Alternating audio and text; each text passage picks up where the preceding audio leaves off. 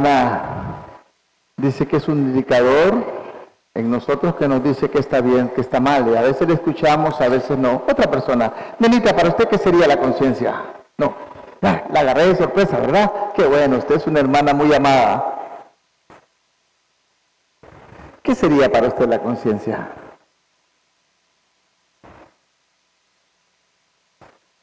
Algo que se le ocurra.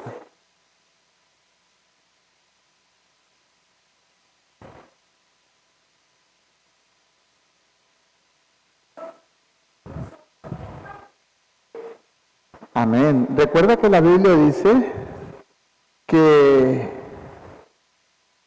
en cuanto dependa de vosotros, estad en paz con todos los demás. A veces no depende de nosotros.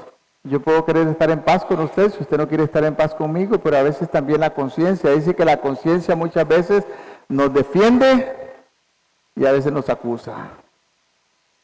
Para mí la conciencia es la facultad común de todos los seres humanos, de todos los hombres, que permite discernir entre el bien y el mal. Lo repito una vez más, la conciencia es la facultad común de todas las personas, todos los seres humanos, que nos permite discernir entre el bien y el mal. Y nos impulsa a escoger entre los dos. ¿Cuáles dos? Entre el bien y el mal. ¿Quién nos va a impulsar? La conciencia. Quiero leer un pasaje bíblico y luego que pongamos este tiempo en las manos del Señor. Vayamos a Génesis, al libro de Génesis. Génesis, el capítulo 2. Recuerdan que una vez compartí sobre eso, Dios nos creó en una íntima relación con Él. Había una comunión entre Dios y los primeros seres creados, los seres humanos creados, pero luego, y fuimos creados diferente a la creación, porque el ser humano, el hombre fue creado conforme a imagen y semejanza de Dios, los otros seres no. Y nosotros fuimos creados para vivir eternamente con el Señor o eternamente sin el Señor. Pero luego llegó el pecado en el capítulo 3, que trajo un descalabro terrible para la humanidad. Luego Dios da promesas y finalmente aparece Jesucristo para redimirnos de esa maldición. Y ahorita la iglesia vive en ese tiempo de restauración en la humanidad entera. Pero Dios tiene un plan, hermanos, con el sacrificio de Cristo en la cruz, y cuando terminamos en el libro de Apocalipsis, el capítulo 22, vemos que Dios una vez más para su eternidad restaurará todas las cosas y estaremos en su presencia como al principio, antes del pecado. Pero lo triste es que mucha gente se perderá porque decidieron escoger entre un camino y otro. Quiero decirles, amados hermanos, y me han estado dando algunas quejas, yo quiero decirles que por favor en la iglesia no estén conversando, porque a veces tienen un cultito ahí aparte, y eso molesta a la gente. Si usted vino para escuchar, escuche y no haga un culto, tal vez sobre el mismo tema, pero no lo haga ahí, porque he estado recibiendo quejas, se lo digo en el amor del Señor, no queremos que esto pase. Bien. Génesis capítulo 2, el versículo 15 y el versículo 17. Tomó pues Jehová Dios al hombre y lo puso en el huerto de Edén para que lo labrase y lo guardase. Versículo 16 dice de la siguiente manera: y mandó Jehová Dios al hombre diciendo, de todo árbol del huerto podrás comer. Versículo 17, mas del árbol de la ciencia del bien y el mal no comerás, porque el día que de él comieres, ciertamente morirás.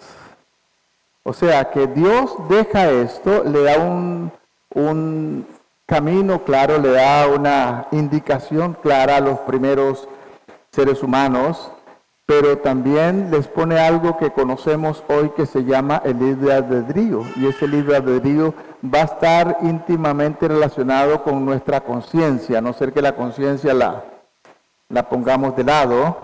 Pero Dios le dijo No le dijo cuál era el árbol del bien y el mal, posiblemente a ellos sí se los dijo, pero cuál era el árbol bueno y el árbol malo, eso lo decidió Dios. No es que el árbol tenía cierta situación, Dios decidió cuál era el árbol del bien y el árbol del mal. Permítame decirle que Dios le dio facultades al hombre de todas las cosas, pero le pidió una sola cosa: este árbol es el que me representa a mí, la obediencia, el respeto que me tienes. Es lo único que te pido. Puedes comer todo, pero de este no comáis, porque el día que lo hagáis ciertamente moriréis. Y ese árbol lo que representa es ese respeto y obediencia que tenemos al Señor. Dios pudo haber cambiado de árbol, pero tomó uno y Dios ha puesto algo en nosotros, su palabra. Nosotros tomamos la decisión de obedecerla o desobedecerla. No solamente de juzgar una serie de cosas, pero de obedecerla. No había conciencia moral antes del capítulo 3. En el capítulo 2 había una íntima relación entre Dios y el hombre. Dice que Dios vino un día en plena luz del día y llamó a Adán, porque posiblemente era la costumbre. Dios venía y interrelacionaba con ellos. Pero un día ellos tuvieron miedo.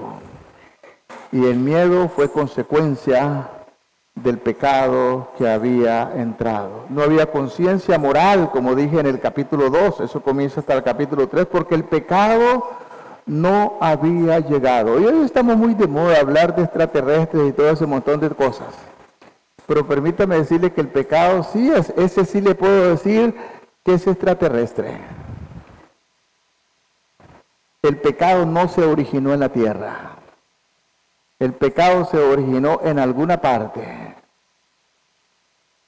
y comenzó con alguien que se llama Satanás. Cuando Satanás se llenó de orgullo, era el ángel especial que Dios había creado y le había dado una serie de privilegios y quiso ser igual a Dios y se rebeló contra Dios y cayó. Y también compartió su rebeldía con una gran cantidad de los ángeles creados por Dios. Y hoy están en la tierra, que se llaman los demonios, y están haciendo tanto daño. Recordemos que Satanás no es ni omnipresente, ni es omnisciente, no lo sabe todo, y tampoco es omnipotente. Pero Satanás tiene una red muy buena, mejor que el 5G, hermanos, mejor. Tiene una red de demonios por el mundo y así está controlando. Dice la palabra que este mundo no lo gobierna Dios. Primera de Juan capítulo 5 versículo 19, que este mundo está gobernado por Satanás. Así que usted y yo, amados hermanos, vivimos, por así decirlo, en el terreno del enemigo.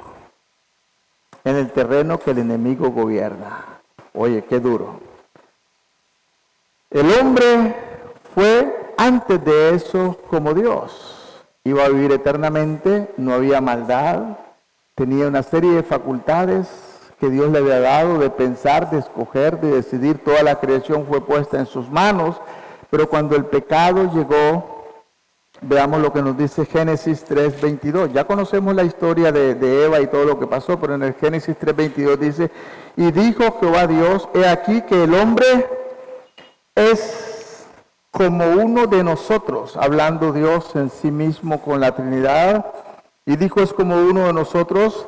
¿Y cuál era esa capacidad de saber el bien y el mal? Ahora pues, que no alargue su mano y tome también del árbol de la vida, para que viva eternamente para siempre. Nada más imagínense este mundo como está de terrible, ¿verdad? Y si usted viviera eternamente en la maldad en que vivimos, yo creo que habrían más suicidios. Y si no pudiera suicidarse, porque seguiría viviendo. ¿Han visto la serie esa de los inmortales? Pero en pecado. En pecado no. Sería algo catastrófico. Por amor a la humanidad, Dios puso límite y la muerte llegó.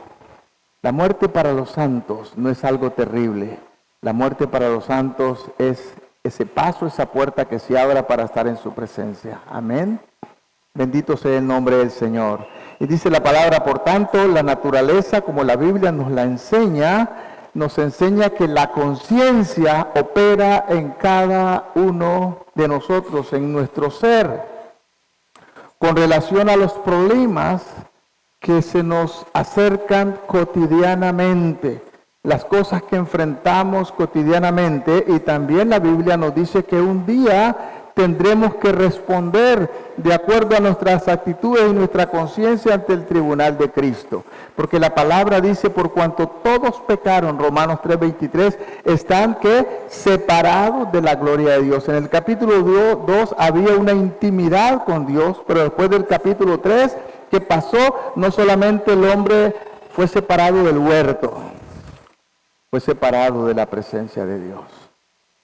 O sea, las personas sin Cristo, que fuimos creados a imagen y semejanza de Dios, aún la gente que está en pecado, todavía tiene la imagen de Dios, pero la tiene distorsionada, disfigurada.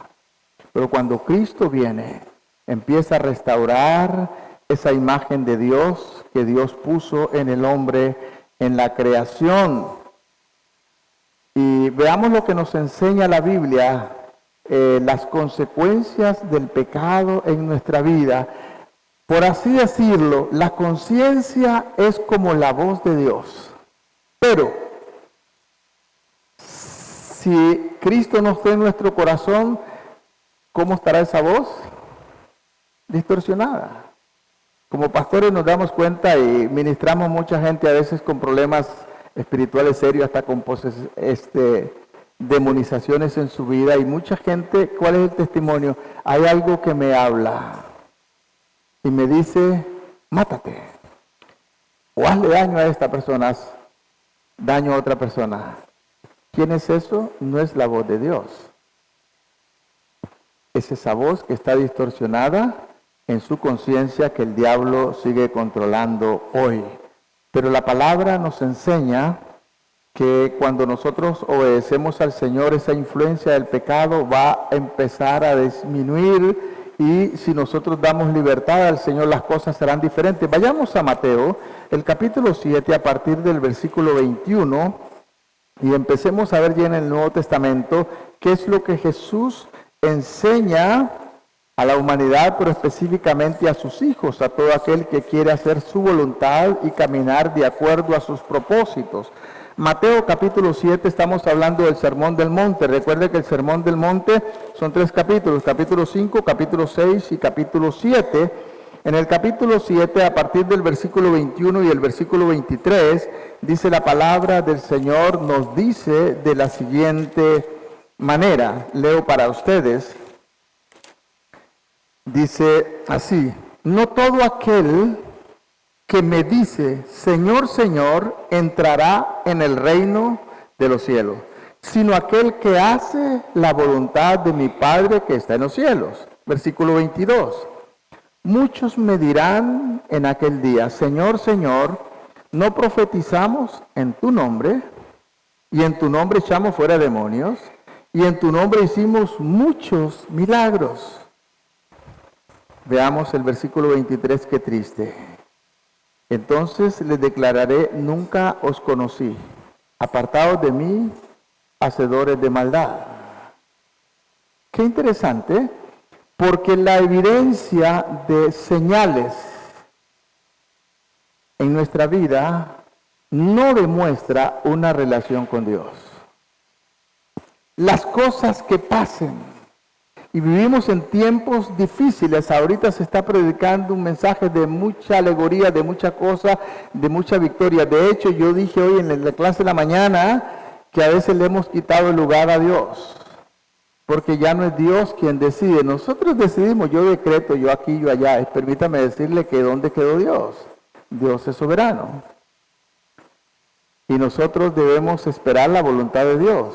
Hay cosas que Dios quiere hacer, hay cosas que Dios no quiere hacer. Hay cosas que Dios hará en su tiempo y hay cosas que Dios nunca hará.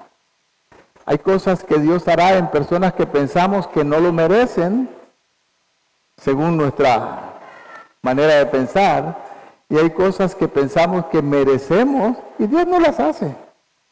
Amén. Dios es soberano. Yo solamente me imagino si nosotros fuésemos como Dios. Imagine qué terrible. Seguramente yo me bajo de acá si pudiera ver lo que cada uno de ustedes está pensando. Dios lo sabe. Gracias a Dios que yo no lo sé y que usted no lo sabe. Dios lo sabe todo. Si pudiéramos ver los pensamientos diríamos, wow, este no puede ser cristiano. Qué interesante, ¿eh? ¿Qué es lo que nos dice este pasaje? Lo que está diciendo es que muchos me dirán, dice el Señor, en aquel tiempo. Y lo que está diciendo que no todos entrarán, y no está hablando ahorita para el mundo. Sabemos que el mundo es otra cosa. Está hablando de la iglesia, del cuerpo de Dios, de los que estamos en la iglesia. Yo veo la iglesia llena, gloria al Señor. La iglesia visible, son ustedes. Pero dentro de la iglesia visible está la iglesia del Señor, la iglesia invisible, esa solamente la ve Dios. Yo no la conozco, gracias a Dios que no la conozco. Dios no nos mandó a eso, ni a usted ni a mí. Y yo los respeto a todos como pueblo de Dios, pero ¿quién es pueblo de Dios? Solo Dios lo sabe. Y usted también sobre su vida, no sobre la vida de los demás. Yo sé quién soy, ni siquiera sé quién es mi esposa, hablando espiritualmente. Ella sabe quién es ella, yo sé quién soy yo, usted sabe quién es usted y Dios. Amén. ¿Y qué es lo que dice el Señor? Una de las evidencias de que somos sus hijos, no para los demás, sino para nuestra conciencia, el Señor, caminamos en obediencia al Señor. Como dijo el apóstol Pablo anteriormente, ya no vivo yo, mas Cristo vive en mí. El problema es que ahora tenemos bastantes problemitas con eso. Pero hay otro asunto, que al hombre depravado los malos deseos le van a tergiversar su mente y su conciencia. Y va a estar caminando a veces en juicios que no son los correctos. Pero veamos qué nos enseña la palabra. Creo que una vez había compartido sobre este tema. Vayamos a Romanos capítulo 2. A veces la gente me pregunta y me dice cuando evangelizo, me dice, pastor, ¿y qué va a pasar con la gente que nunca ha escuchado la palabra? Está bien los que han escuchado la palabra y la han rechazado, pero ¿qué pasa con aquellos que nunca han oído? Que nunca se les ha predicado el evangelio. ¿Estos dónde van? ¿Van al cielo o van al infierno? No debemos meternos en esos asuntos. Creo que acá en estas partes del mundo, creo que no hay persona que no haya escuchado o no quiere escuchar, pero sí hay muchas partes del mundo. Hay más o menos ahorita, según las estadísticas, unos 2.500 millones de personas que nunca han escuchado. Que nunca han escuchado hablar de Cristo. Nos parece increíble, ¿verdad? Y cuando usted escucha la radio, la televisión, todas estas emisoras cristianas que dicen, mande su ofrenda para que el evangelio sea predicado al mundo, y yo le digo, ¿en qué lengua? ¿En español? ¿En inglés? ¿En francés? ¿En algunas de estas lenguas más conocidas? Permítame decirle que hay millones de personas que no hablan ninguna de esas lenguas. ¿Y cómo le llegará el mensaje a ellos? A través de su ofrenda por canal, llámele el que usted quiera. Por eso es que la iglesia todavía tiene una responsabilidad delante del Señor de orar y enviar misioneros que van a ir al lugar, que van a convivir con ellos, que van a aprender su lengua, que van a sufrir con ellos y que podrán predicar a Jesús, no predicar su cultura, no llevarles su enseñanza de cómo nos comportamos en Costa Rica, de qué pensamos. Yo sí algunas veces lo he dicho, si yo pudiera traer a alguno de mis amigos africanos acá, cristianos, y algunos de los más extremistas como el movimiento misionero mundial, ustedes han hablado que la ropa larga y un montón de cosas, pues yo tengo amigos del movimiento misionero mundial en África, cristianos. Si yo los trajera acá, la primera cosa que yo me preguntaría sería, ¿y estos son cristianos? Hablando de ustedes. ellos después de compartir un rato me dirían, ¿y estos son cristianos? Pero si usted llegara allá y encontrara que no importa si tiene 17 años en tiempo de calor, cuando la temperatura aún en la sombra llega a 50 grados, que las mujeres no andan nada de aquí para arriba, no importa si tiene 17 o si tiene 60. Usted diría, ¿y estas son cristianas? ¿Cierto? Interesante. Es que el Señor no nos mandó a predicar una cultura, nos mandó a predicar su salvación a través de Jesús. Y es lo que la iglesia va a entender. Y aún ellos tienen su conciencia de una manera diferente como nosotros la tenemos, pero hay una conciencia que Dios puso en ellos también. En Romanos capítulo 2, a partir del versículo 17, quiero leer este pasaje, es bastante largo, pero nos va a ayudar a entender para esta gente que nunca han escuchado. Fue interesante cuando llegamos a vivir entre musulmanes, ellos habían oído hablar de Isa. ¿Pero qué saben de Isa? Isa es Jesús. ¿Qué saben de Isa? Nada. Solamente saben algo, que Isa un día va a volver para convertirse en musulmán. Porque ninguna persona que no sea musulmán entrará al reino de los cielos. Por lo tanto, Isa va a venir, se va a convertir en musulmán, se va a casar también para poder entrar. ¿Ese es el evangelio? No, es lo único que ellos saben. Así que, versículo 17 del capítulo 2, dice la palabra, he aquí, tú tienes el sobrenombre judío, está hablando al pueblo judío, el apóstol Pablo, y te apoyas en la ley y te glorías en Dios, y conoces su voluntad, e instruido por la ley apruebas lo mejor. Y confías en que eres guía de los ciegos y luz de los que están en tinieblas. Versículo 20. Instructor de los indoctos, maestro de los niños, que tienes en la ley la forma de la ciencia y de la verdad. Bueno, seguimos, ahí usted me escucha, ahora ya volvió. Tú pues que enseñas a otros, no te enseñas a ti mismo. Tú que predicas que no se debe hurtar, hurtas. Tú que dices que no se ha de adulterar, está hablando al pueblo judío, no estoy hablando a la iglesia. Bueno, si la iglesia cree que está ahí, pues es otra cosa. Adulteras. Tú que abominas a los ídolos, cometes sacrilegio. Tú que te jactas de la ley, con infracción de la ley, deshonras a Dios. Porque está escrito, el nombre de Dios es blasfemado entre los gentiles, ¿por causa de quién? De vosotros. He dicho muchas veces, el mundo va a ver a Cristo no por lo que usted dice, sino por cómo vives, por cómo andas. Es más importante tu vida que tu testimonio, porque tu testimonio puede ser no importa qué.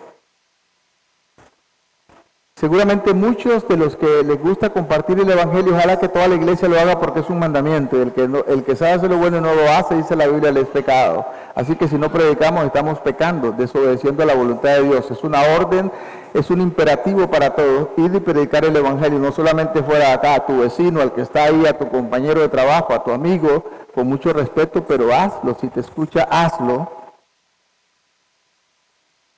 Los que compartimos, ¿cuántas veces le han dicho para ser como Juanita y estoy tomando un nombre figurado? Pues si hay una Juanita aquí, no estoy hablando de usted.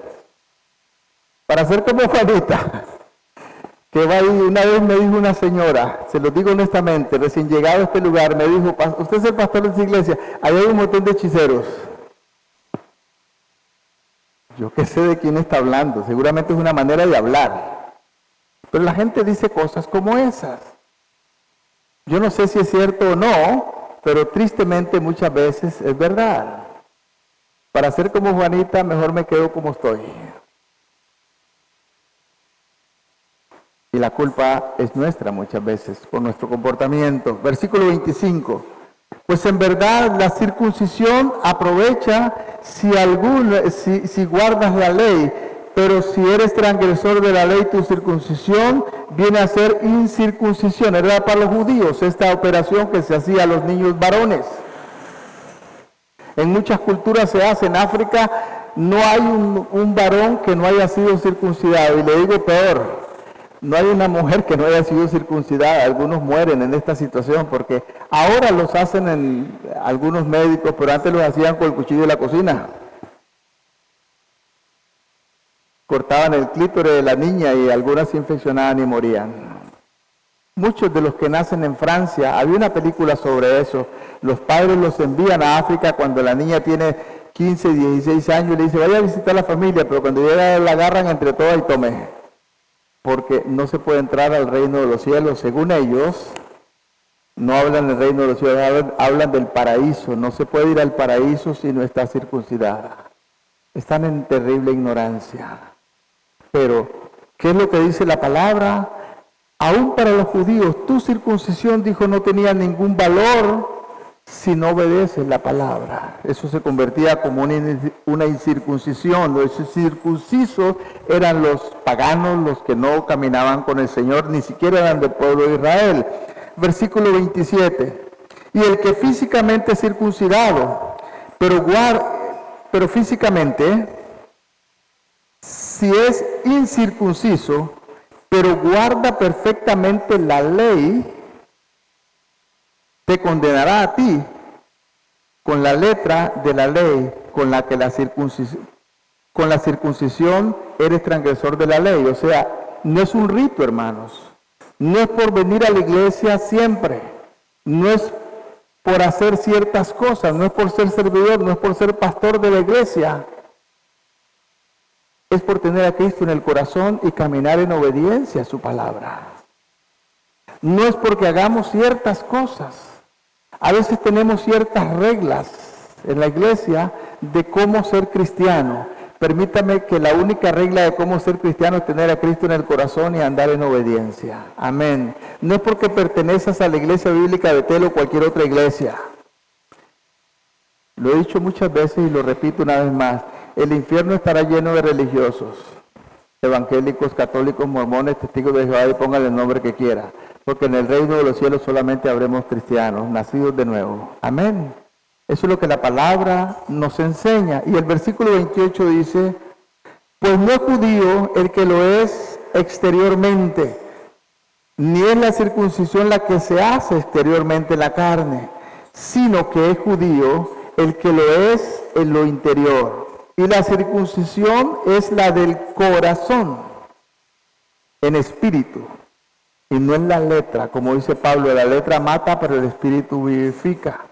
La alabanza del cual no viene de los hombres, sino de Dios. Bendito sea el nombre del Señor. Aquí nos da una actitud bien clara, porque no solamente los judíos, no solamente la iglesia ahora, ha sido de siempre. En la mañana hablaba también de que hay ciertas cosas tremendas en el libro de Nehemías que estamos viendo. Dentro del pueblo de Dios habían amigos de los enemigos que eran contra el pueblo de Dios. Yo creo que Dios conoce nuestro corazón. Y estaba diciendo ahora, cuando recuerda que el presidente dijo que en Costa Rica habían filibusteros, cuando entró Conti. Porque a veces estamos pensando en política. Pero los cristianos ni debemos afanarnos con política, ni con fútbol, ni ninguna cosa que sea contraria a mi hermano. Tenga la pasión que quiera, pero guárdela para usted. Somos cristianos y lo que nos une es el cuerpo de Cristo al cual pertenecemos. Amén. El día que usted se convirtió, usted fue insertado en el cuerpo de Cristo, que es la iglesia. Amén. Y eso es lo que se llama el bautismo en el Espíritu. Cuando Cristo te insertó en su cuerpo, eso es lo que dice Pablo en Corintios. Somos el cuerpo de Cristo y miembros en particular los unos de los otros. Ustedes son más hermanos para mí que mis propios hermanos en la sangre. Ustedes son más familia para mí que mi propia familia en la sangre que no tiene a Cristo en el corazón. Suena raro, ¿no? Pero es la verdad. Somos la familia de Dios, somos el pueblo de Dios, somos el cuerpo de Cristo. Pero también el apóstol Pablo está enseñando en el capítulo 1 a este pueblo de Israel, y no estoy hablando a la iglesia, estoy hablando al pueblo de Israel, pero si la iglesia caminamos por ahí también, donde nos pone nuestra conciencia, en el capítulo 1 de Romanos, a partir del versículo 19, vea qué tragedia, hoy está de moda, hermanos, y gracias a Dios que la ley no ha pasado en Costa Rica, pero posiblemente, y no decimos que no va a ocurrir, pueda que ocurre, posiblemente cuando esa ley pase, si yo predico lo que voy a predicar ahora, seguramente voy a la cárcel.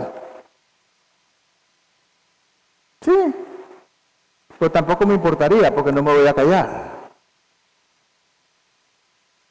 ¿Y qué es lo que dice la palabra en el versículo 19? Porque lo que de Dios se conoce les es manifiesto. Y ahora sí está hablando a los judíos, pero también a los gentiles, pues Dios se los manifestó. Porque las cosas invisibles de Él, su eterno poder y su deidad, se hacen claramente visibles desde la creación del mundo, siendo entendidos por medio de las cosas hechas, de modo que no tienen excusas. O sea, que la misma creación nos muestra lo que Dios ha hecho. Y Pablo dijo también, creo que en el capítulo 3, que Dios reveló su verdad a todos y por eso no nos va a excusar. Versículo 3 dice de la siguiente manera, pues habiendo conocido a Dios, hablando de los judíos, pero ¿quién conoce a Dios? La iglesia, donde se predica cada domingo, donde se dan estudios bíblicos, donde hablamos de eso, pero a veces, como algunos creyentes me dicen, yo no sé si hijos de Dios o no, me dicen, pastor, usted se quedó en el tiempo, el mundo cambia, el mundo evoluciona, permítame decirle que el mundo evoluciona, pero la palabra es la misma. Amén.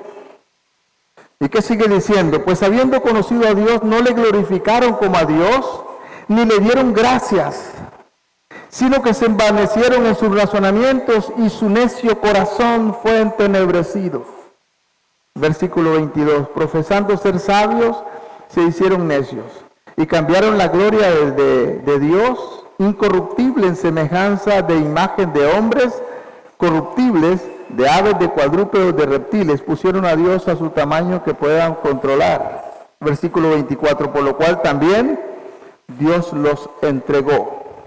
Y ahí vienen todas las consecuencias. ¿A qué los entregó Dios? ¿Y por qué los entregó Dios?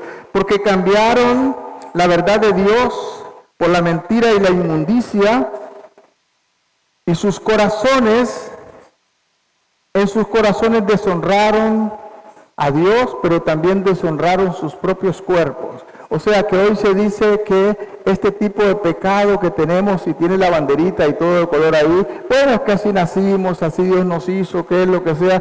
Permítame decirle que la Biblia dice que es una maldición de Dios por su pecado, por su rebeldía, por su corazón. Y no me importa lo que la ley diga, no me importa lo que los psicólogos digan, no me importa lo que digan los gobernantes. Dios dice que Dios los entregó a pasiones deshonrosas porque no tuvieron en cuenta a Dios. Y permítame decirle que el lesbianismo, sexualismo y lo que sea, eso es una desviación y es un castigo de Dios por su deshonra. Y algunos me han dicho, pastor, no lo diga así, porque si usted lo dice así, bueno, es Dios quien lo dice, no yo. Por cuanto deshonraron a Dios, Dios los entregó. Y esto es una consecuencia del desvío, del pecado, de la desobediencia, de un corazón entenebrecido. Así que cuando usted ve esta maldad que en el mundo tenemos, que ahora se ha hecho famosa, permítame decirle que Sodoma y Gomorra también era famosa. Y era consecuencia del pecado. Y lo que más me entristece a veces es encontrar cristianos defendiendo estas posiciones y tratando de decir, pastor, usted tiene que evolucionar. Permítame decirle que jamás lo voy a hacer, porque la palabra es la misma, esta. Y dijo Jesús esto, que el cielo y la tierra pasará, pero que su palabra jamás pasará, y que se cumplirá, y que cada día lo veremos peor. Y permítame decirle que ya hay iglesias llamadas evangélicas que practican esto. Y hay una iglesia que dijo, hemos evolucionado tanto que si aún el Espíritu Santo en la tierra ya no estuviera, nosotros estamos tan organizados que todavía podemos seguir funcionando. ¿Qué dijo la palabra? Mirad que nadie os engañe. Porque en los postreros tiempos vendrán burladores andando según sus propias concupiscencias. La conciencia de Saulo, por ejemplo, le impulsa a perseguir a los cristianos, la conciencia entenebrecida. Y después de que mataron a Esteban, él pensaba que la manera de erradicar todo este mal era destruyendo a los cristianos. Hoy, hermanos, lo he leído, posiblemente ustedes que leen lo han dicho, la ONU dice que la peor cosa, el peor mal que hay en la tierra hoy se llaman cristianos. Y hay que combatirlos. Porque estos son los que impiden el progreso de la humanidad. Estos son los que impiden el desarrollo porque son, dicen, legalistas. Porque se mantienen firmes en sus posiciones y el mundo está sobrepoblado. Que la mejor manera de que este mundo prevalezca y viva es quitando esa idea de la familia. Mejor tener donde los hijos no se reproduzcan. ¿Sabe quién dice eso? La ONU. ¿Dónde nos pararemos como iglesia? ¿Dónde estaremos como iglesia? Gracias a Dios que ahorita tenemos maneras diferentes en el gobierno, pero recuerden lo que pasamos en el gobierno pasado. Casi se mete en las escuelas un montón de cosas, casi usted ya no podía decidir sobre sus hijos. Pero permítame decirle que no sabemos dónde va a ir la cosa todavía.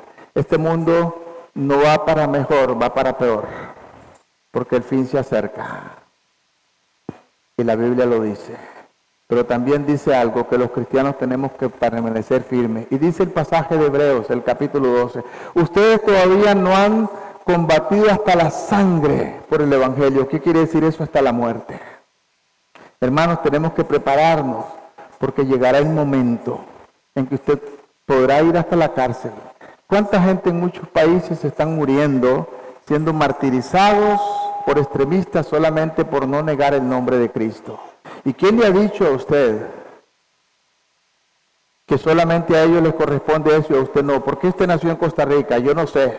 Aquí vivimos como en el cielo aunque nos quejamos. Hay gente que realmente sufre por la causa de Cristo. Aquí tenemos libertad y tenemos Biblia a todos los gustos. Y de todas las maneras, y a veces ni la leemos. Estaba viendo un informe que salió donde se dice, y eso fue un informe científico, se dio en Estados Unidos, que las personas que vienen a la iglesia y leen la Biblia de la iglesia, eso no produce nada. Los que la leen unas 2 veces por semana, tampoco produce casi nada. Los que la leen por lo menos 3 veces por semana, empieza a producir ciertas cosas, pero el que la lee 4 o 5 veces por semana, su vida empieza a cambiar. Y hay estadísticas de cosas que cambian. Los que ven pornografía disminuye eso, los que están en otro tipo de pecado, la ira, una serie de cosas. Pero ¿cuántas veces usted saca tiempo para leer su Biblia? No solamente el día que viene al culto, el pasaje que leemos acá. ¿Cuántas veces usted come? Pues la Biblia es el alimento que usted y yo necesitamos. Y esperamos que nuestra conciencia nos motive a esto. La conciencia de Pablo en el capítulo 26 de Hechos, el versículo 9, dice de la siguiente manera, lo leo para usted. Yo ciertamente había creído mi deber hacer muchas cosas contra el nombre de Jesús de Nazaret, el cual también hice en Jerusalén, versículo 10. Yo encerré en la cárcel a muchos santos, habiéndoles recibido poderes de los principales sacerdotes, y cuando los mataban, yo di mi voto. Su conciencia ahora lo está recriminando de su culpa. Hay cosas que ocurren, hermano. Cuando nosotros nos arrepentimos tenemos que pedir perdón al Señor, pero también tenemos que aceptar el perdón de Dios. Y anoche en la clase decía a los estudiantes de vida abundante, uno de los pecados que el diablo más usa contra nosotros es nuestra culpa. Esa culpa que se apodera de tu conciencia. ¿Sabe una cosa? Hay pecados que se han ocultado por un montón de tiempo y cuando Dios empieza a usarte, cuando el Espíritu Santo empieza a levantarte, el diablo te saca la factura y te dice, recuerda que hace 20 años, que hace 10 años, usted hizo esto, usted le dio vuelta al esposo, usted le dio vuelta a la esposa, usted hizo acá, usted hizo por allá y otra vez te achicopala. Una de las cosas que tenemos que aceptar es el perdón de Dios, pero también tenemos que liberarnos del pecado de la culpa. Si Dios no te acusa, ¿quién es usted para seguirse acusando? El apóstol Pablo dice, yo no tengo nada de qué acusarme. Y sabe una cosa, Satanás siempre lo va a usar. Muchas veces Satanás, bueno, ya no lo intenta tanto, antes lo intentaba. Yo viví una vida perdida, hermanos. Ustedes creen que yo siempre fui pastor.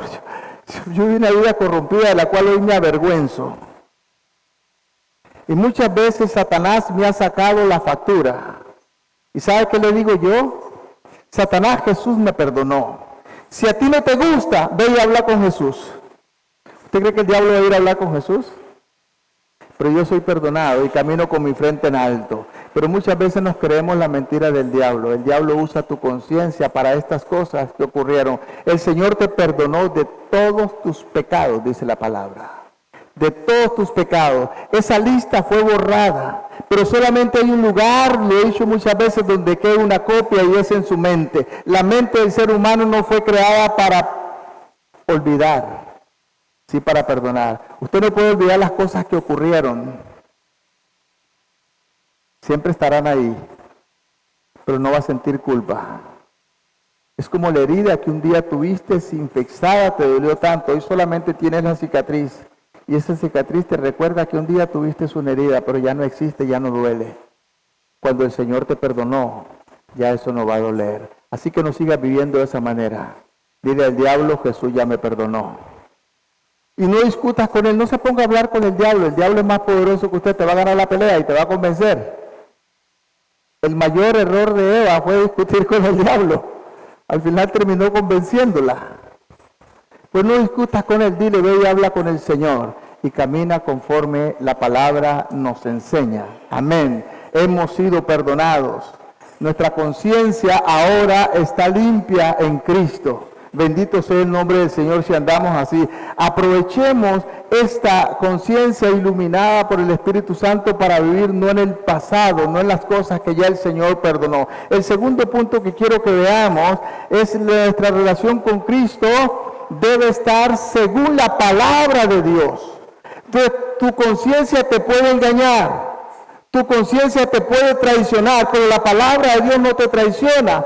La palabra de Dios es viva y eficaz. La palabra de Dios es la que se encarnó y habitó entre nosotros. San Juan capítulo 1, versículo 14 dice que esta palabra vimos su gloria como del unigénito de Dios.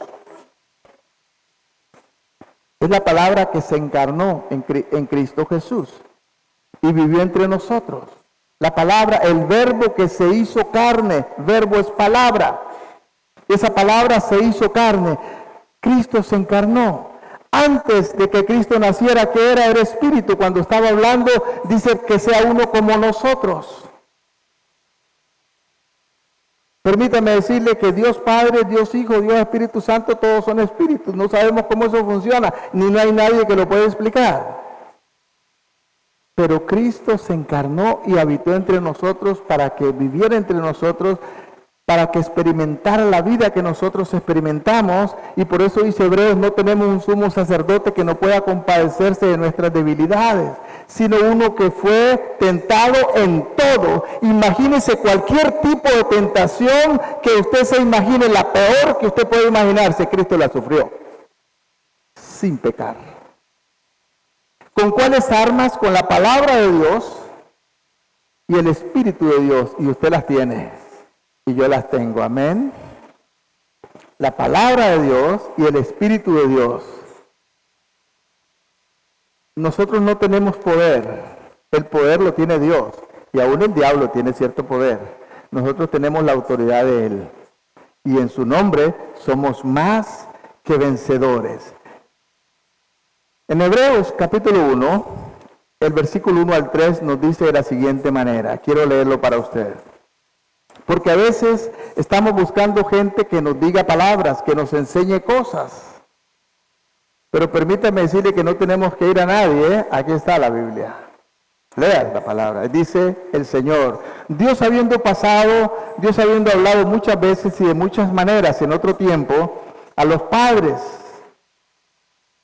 por los profetas, en estos postreros días nos ha hablado por el Hijo, a quien constituyó heredero de todo y por quien hizo asimismo el universo, el cual, siendo el resplandor de su gloria y la imagen misma de su sustancia, a quien sustenta todas las cosas con la palabra de su poder. Así que ya no tenemos que estar buscando profetas ni cosas como esas. El don de profeta existe, hermanos, y es real ahora, no como el Navi del Antiguo Testamento. Estos dones están ahí, el del profeta, el del apóstol y todos estos siguen funcionando, no con el énfasis que le estamos dando, sino en la palabra. Y si alguien habla fuera de la palabra, no le crea. En el capítulo 2 de Hebreos, vayamos a Hebreos, en el capítulo 2, el versículo 1 nos enseña algo muy interesante para usted y para mí. Este pueblo hebreo que la persecución era tal que estaban a punto de volverse a la fe hebraica. El apóstol, el escritor que no sabemos quién es, nadie sabe quién escribió Hebreos, está diciendo, si ustedes regresan allá, lo pierden todo. Y dice el capítulo 2, por tanto, si Dios nos habló a través de su Hijo por encima de todos los otros medios que usó, por tanto es necesario que con más diligencia que atendamos las cosas que hemos oído, no sea que nos deslicemos. Si usted no atiende la palabra, si usted no está leyendo la palabra, si usted no se está instruyendo en la palabra, permítame decirle que el diablo sigue siendo el mismo y bien astuto y usando las mismas mentiras. Lo que me llama la atención es que sabe que los fraudes que se dan ahora son los mismos, nada más se modifican un poquito y la gente sigue cayendo. Le siguen robando en el banco, le siguen explotando aquí, le siguen explotando allá, pues Satanás es el mismo. Satanás es un mentiroso y es el padre de mentiras. ¿Y qué sigue usando para engañarnos? La mentira. Una verdad a medias es igual que una mentira. Permítame decirle que cuando uno va al internet, hay muchas cosas buenas en el internet. Pero también sobre cosas espirituales hay mucha basura. Y si usted no tiene la capacidad de discernirla, va a caer en eso. El diablo va a usar esto, la misma mentira. Por tanto, dice el escritor sagrado, por tanto es necesario para usted y para mí. Oiga, no era solamente para los hebreos, para usted y para mi iglesia, es necesario que con más diligencia. ¿Qué es diligencia? Es todo el esfuerzo que podamos poner para hacerlo correctamente. Con más diligencia atendamos más bien las cosas que hemos oído. No sea que nos deslicemos. ¿Cuántas personas, como dijo Pablo a los Gálatas, comenzando por el Espíritu, terminaron por la carne? El secreto, hermanos, no es comenzar bien, es terminar bien. Me gusta tanto cuando vemos que llegamos a esta iglesia, hemos visto y hemos despedido a algunos de los fundadores, líderes, bases en esta iglesia, que ya en su vejez se fueron, pero se fueron con el Señor. Pero qué triste que mucha gente que estuvo en las iglesias hoy está en el mundo y que fueron líderes. Lo más importante no es comenzar bien, pero hay que terminar bien. Hay que terminar bien. Hasta el último momento caminando con el Señor. Porque como dijo Pablo, ya no vivo yo. Así que qué lindo llegar a la vejez caminando con Cristo. Amén. Caminando con Cristo. ¿Y sabes por qué puedes llegar a la vejez caminando con Cristo? Porque tu vida ya no te pertenece. Le pertenece al Señor. Haga lo que le dé la gana con lo que es suyo. Pues no con lo que no es suyo. Dice el capítulo 19 de 1 de Corintios, que ese cuerpo que usted tiene es de Cristo. Y que ahí mora el Espíritu Santo. Por lo tanto, no puede hacer lo que quiera con él. No puede hacer lo que quiera con él. es del Señor, si usted se lo dio al Señor. Y por eso es que debemos andar de esta manera para que no seamos condenados con el mundo. Bendito sea el nombre del Señor. Quiero que vayamos a un pasaje que nos ayudaría a pensar en esto para tener una conciencia limpia. Primera de Timoteo, el capítulo 1. Vayamos a Primera de Timoteo, el capítulo 1, el versículo 3 al 5. Mire lo que nos dice el apóstol Pablo en este consejo que está dando a su hijo espiritual, Timoteo. Le está motivando a caminar de esta manera para tener una conciencia limpia. Te ruego, dice, como te rogué que te quedases en Éfeso cuando fui a Macedonia, para que mandases a algunos que enseñan diferente doctrina. Ni prestes atención a las fábulas, estamos muy de moda en eso, ni a genealogías interminables que acarrean disputas, más bien que edifiquemos de Dios, que es por la fe, y así te encargo ahora. El versículo 5 dice de la siguiente manera: pues el propósito de este mandamiento es el amor nacido del corazón limpio y de buena conciencia y de fe no fingida. Hoy en la clase que daba en la mañana decía, y escuché, seguramente ustedes lo vieron ahí en las noticias también. Estaba oyendo que allá por la parte de San Carlos, al fondo, ahí por los Chiles, qué sé yo, un hombre mató a otro a machete porque estaban discutiendo sobre religión. ¿Usted cree que eso viene de Dios? ¿Usted cree que esa discusión venía del Espíritu de Dios? Se acaloraron tanto hablando de religión que el otro sacó el machete y lo mató. Eso venía del infierno mismo. Hermano, la fe no es para discutirla. Es para compartirla. Y si alguien no quiere escucharte, cállate, no le digas más. Ora por él simplemente. No entremos en discusión de quién tiene la verdad y quién no tiene la verdad. Eso viene del infierno mismo. La conciencia va a mostrarte que a Dios se le glorifica. Y glorificar a Dios no es entrar en disputas ni en peleas. No es decirle, usted tiene yo tengo la verdad, usted no la tiene. Como cuando le dicen, venga a esta iglesia porque ahí sí el Espíritu Santo, ya no se mueve nada. Y decía hoy en la mañana, ¿cuántas veces nos vamos de la iglesia porque pensamos que ahí no funciona?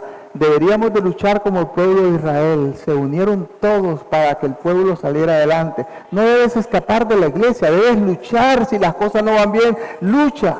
Pero hemos llegado al momento en que nadie quiere problemas. Bueno, es su problema, yo vivo como quiera. No, hermanos, somos un cuerpo. En particular los unos de los otros, y debemos de luchar por salir adelante. Y ojalá que permanezcamos hasta el fin. Yo nací en las iglesias bíblicas. Y estoy seguro que ahí voy a morirme.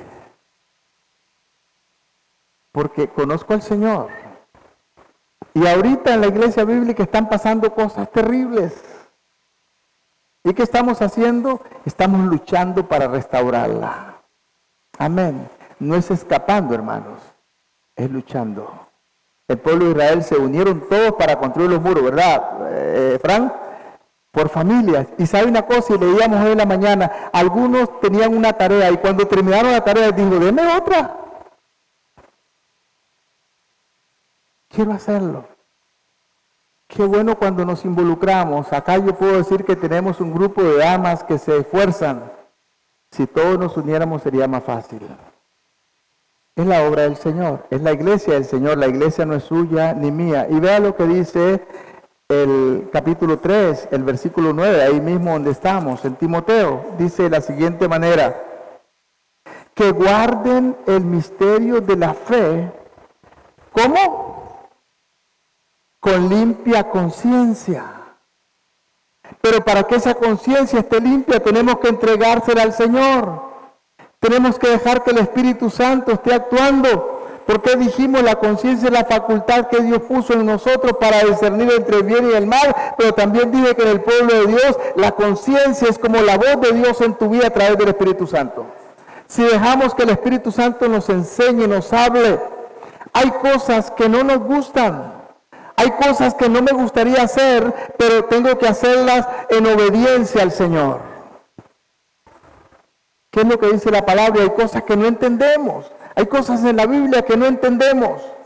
Hay gente que me dice, ¿por qué hay tanta maldad en el mundo hoy? ¿Por qué si Dios es todopoderoso, por qué Dios no actúa y cambia el mundo? Porque Dios dio libre albedrío al ser humano. Y aunque Dios quisiera, Él no va a contradecir su palabra. Su palabra es viva y eficaz. Amén. Así que nosotros debemos andar en esta actitud con una conciencia limpia, y la conciencia la limpia esto, la palabra, a través del Espíritu Santo. En Hechos capítulo 24, el versículo 16, el hombre así debe procurar tener siempre la conciencia sin ofensa, no a los demás, a Dios. Pero también yo debo agradar a Dios, pero también a mis hermanos. Usted no puede pretender agradar a un Dios que no ha visto si no tiene una relación con el ser humano que está a su lado. Hechos capítulo 24, el versículo 16. Mire lo que la palabra dice. Dios nos motiva a andar con una conciencia limpia, pero esa conciencia limpia se va a mostrar en mi obediencia al Señor, pero también en mi relación con los hermanos. Hermanos, a veces es difícil. Los seres humanos somos así. Y no le corresponde a usted ser buena gente conmigo. Eso es su problema. Pero sí me corresponde a mí actuar correctamente con usted, aunque usted actúe de otra manera. Porque Dios a usted le va a pedir cuenta por su actitud, pero a mí me va a pedir cuenta por mi reacción con usted. Así que no puedo venir diciendo que es que usted me hizo tal cosa. Delante de Dios eso no vale. Capítulo 24, el versículo 16 dice de la siguiente manera. Y por esto procuro tener, ¿qué procuro tener? Una conciencia sin ofensa ante Dios y ante quién más, y ante los hombres. O sea, mi relación no solamente es que Dios sabe que yo con Él somos amigos. ¿Y qué dice usted? Sí, pastor, pero usted conmigo es un grosero. Entonces, seguramente que mi conciencia con Dios no anda bien. Porque si mi conciencia con Dios anduviera bien, no sería un grosero con usted. Amén. ¿Qué es lo que dice? Procuro tener una conciencia sin ofensa ante Dios, pero también ante los hombres. Y voy terminando con esto, hermanos, que Dios nos ayude a entenderlo. La gracia de Dios no purifica una conciencia contaminada o débil o corrompida. Eso dice Tito, el capítulo 1, el versículo 15. Veamos esto. Lo vuelvo a repetir. La gracia de Dios no limpia una conciencia que está contaminada. Usted va a tener que dejar que el Señor lo haga.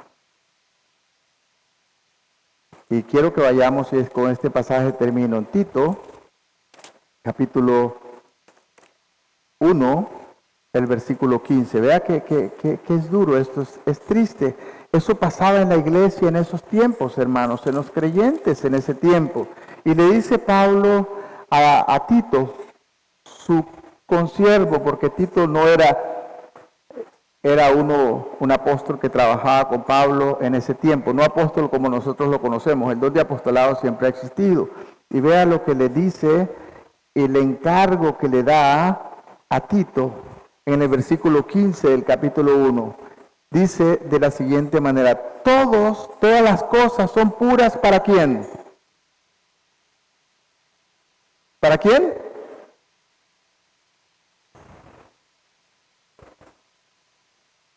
para los limpios o los puros, mas para los corrompidos, incrédulos, nada les es puro, pues hasta su mente y su conciencia están ¿cómo? Entonces, hermanos, no pretendamos cambiar a alguien que no quiere cambiar. Ni se preocupe por esto, porque va a terminar volándose machete con él como esto que pasó allá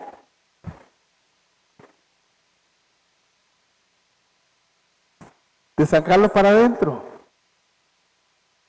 Ellos estaban discutiendo no de fútbol, estaban discutiendo de la fe. Y uno cogió el machete y mató al otro ya bravo.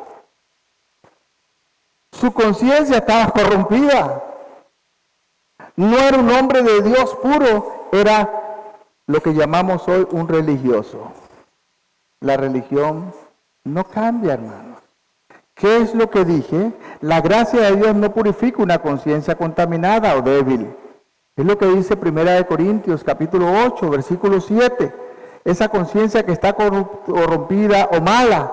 Y en Hebreos 10, que eso sí quiero terminar y con este pasaje termino, nos dice que la conciencia nos lleva a desobedecer y a hacer cosas que no convienen y que no glorifican a Dios. Hay 4 cosas que afectan la conciencia que no está siendo limpiada por el Espíritu de Dios y por la palabra. Hebreos 10, 22 dice de la siguiente manera: acerquémonos con corazón sincero, con plena certidumbre de fe, purificando los corazones ¿de qué? De mala conciencia, y lavados los cuerpos con agua pura. Aquí hay 4 cosas que quiero que, y con estas termino. La primera cosa, tiene que haber un corazón sincero, no un corazón engañoso. Dice la palabra que el corazón es más engañoso que todas las cosas. ¿Y quién lo entenderá? El corazón, hermanos, sin Cristo es peligroso. Y el corazón está controlado, no, el corazón es un simple miembro, está controlado por tu mente, por tu conciencia. La segunda cosa que vemos ahí es una plena seguridad de fe. El domingo pasado hablamos de la fe verdadera y creo que fue un poco confuso para muchos diciendo la fe en la que usted ha creído no es fe. Hermana Florcita me decía, qué barbaridad con eso de la fe. Después que hablábamos, dice Florcita, uno pensaba que su fe andaba correcta. No, hermanos, a veces nos han enseñado una serie de cosas, pero la fe verdadera del Señor la da el Espíritu de Dios. Amén, cuando tenemos una actitud de humildad. Y la tercera cosa que vemos ahí es que interiormente debemos ser purificados a una conciencia no culpable. Las cosas que a veces en el pasado nos afectaron, en el libro 4 que estamos viendo, hay una técnica ahí en psicología y una de las cosas hay una cosa que se llama proyección. Cuando yo tengo problemas, a veces reflejo mis problemas en otras personas y le echo la culpa. La gente que anda metida en malos pasos, con una mente corrompida, ve corrupción en todos los demás. Pero tal vez el problema no son los otros, sino es su proyección, está proyectando lo suyo en otros. Que Dios nos ayude, hermanos, a limpiarnos de estas cosas del pasado, y por eso es importante que no solamente aceptemos el perdón de Dios, sino que nos perdonemos a nosotros mismos. Si Dios nos perdonó, ¿quién soy yo para acusarme? Y la última cosa que vemos en este pasaje del versículo 22 es que esa conciencia tiene que ser lavada con agua pura. ¿Y sabe cuál es la agua pura? Esto. La palabra de Dios. La palabra de Dios. Por eso se dice en este estudio que se hizo que los que leen la Biblia por lo menos 5 veces a la semana, su vida empieza a cambiar y los porcentajes van arriba del 50%. Pero si queremos cambiar y no leemos la Biblia todos los días, y no es leerla así rápidamente, sacar un tiempo para meditar en ella, eso va a producir frutos. Que nuestra conciencia, hermanos, como iglesia, sea sin culpa, sea sin contaminación, para que veamos a la gente y a los hermanos con el amor con que Dios los mira. Y no solamente a los buenos, aún a los que no son tan buenos con nosotros, porque su actitud es suya, pero la actitud que usted tenga hacia esa persona es su culpa, y tendremos que responder delante de Dios un día. No puedo, ¿qué dice la palabra?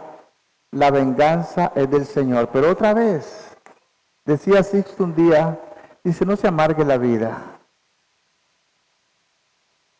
El resentimiento que usted siente por lo que algo le hice, a quien le va a afectar es a usted.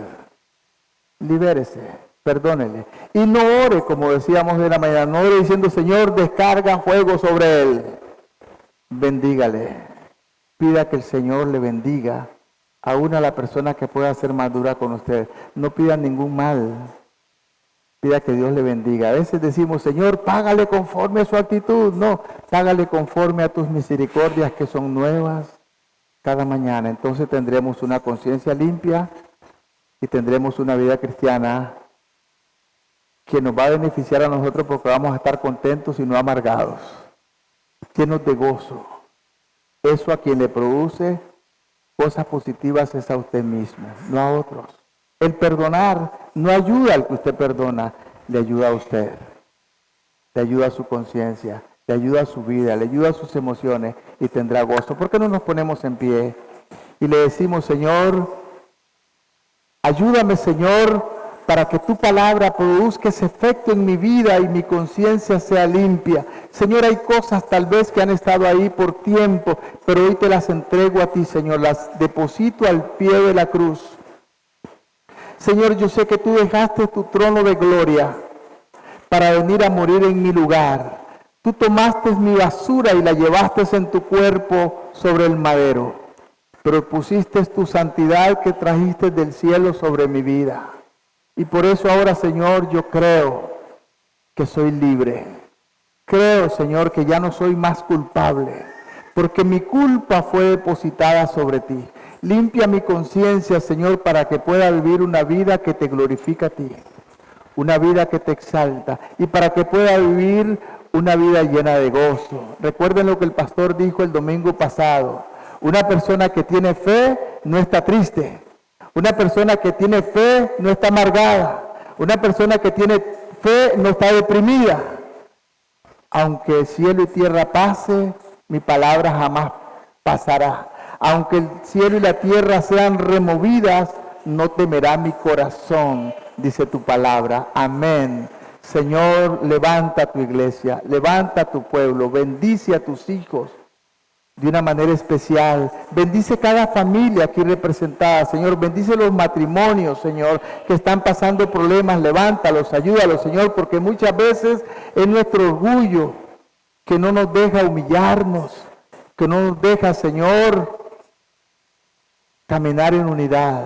Bendice nuestros hijos, bendice nuestros parientes, bendice nuestros amigos, bendice nuestros hermanos en Cristo, Señor, porque somos un pueblo, somos el pueblo de Dios. Somos un pueblo, dice el canto, somos un pueblo especial, llamados para anunciar las virtudes de aquel que nos llamó de las tinieblas a su luz admirable. Bendito sea el nombre de Cristo. Amén y amén. Bendice esta iglesia, Señor, de una manera especial. Démosle un fuerte aplauso al Señor, porque Él merece toda la honra y toda la gloria. Amén. Que podamos saludarnos en el amor de Cristo y que tengan un excelente domingo y una excelente semana y una excelente vida para Cristo. Amén.